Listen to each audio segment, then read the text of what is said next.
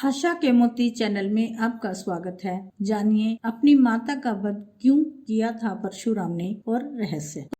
परशुराम विष्णु जी के उग्र अवतार हैं। उन्हें भगवान विष्णु का छठा अवतार भी कहा जाता है। पिता में भृगु द्वारा संपन्न नामकरण संस्कार के अनंतर राम जमदग्नि का पुत्र होने के कारण जमदग्नि शिवजी द्वारा प्रदत्त परशु धारण किए रहने के कारण वे परशुराम कहलाए।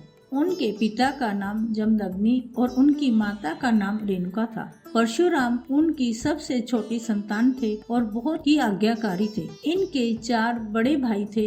एक दिन उनके पिता ने उनकी माता के पास के जंगल से हवन के लिए लकड़ी लाने को कहा, पर वो यज्ञ का समय बीतने के बाद आई। जब जमदग्नि ने उनकी देरी से आने का कारण पूछा तो वह झूठ बोली कि उन्हें यज्ञ के लिए लकड़ियाँ नहीं मिली और वो गलती से थोड़ा आगे चली गई। जबकि वो एक नदी में गंधर्वों और अप्सराओं की जल क्रीड़ा देखने लगी और समय का पता नहीं लगा। जमदग्नि बहुत तपस्वी थे। उन्होंने अपनी दिव्य दृष्टि से सब जान लिया कि वो किस कारण देरी से आई।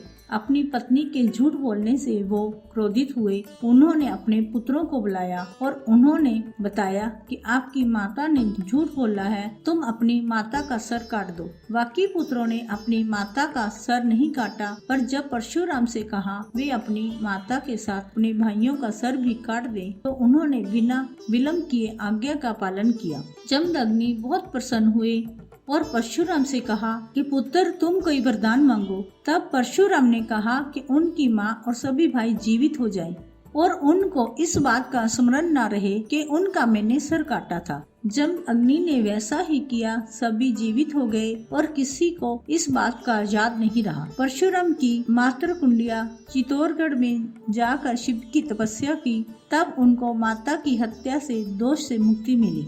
ऐसे हुआ भगवान परशुराम का जन्म। महर्षि भृगु के पुत्र ऋचिक का विवाह राजा गांधी की पुत्री सत्यवती से हुआ था।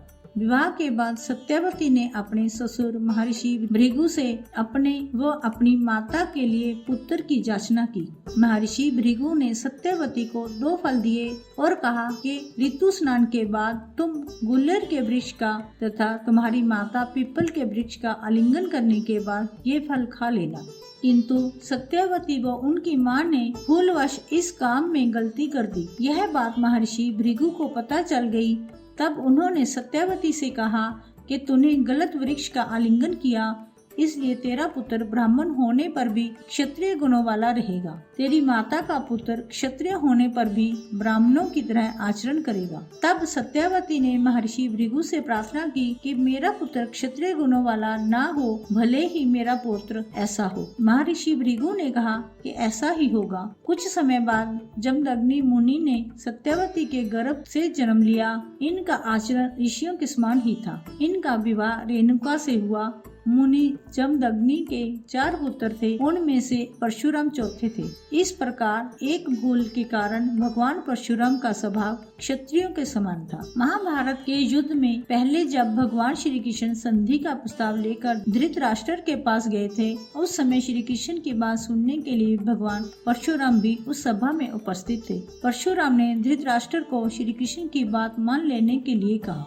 जय हो।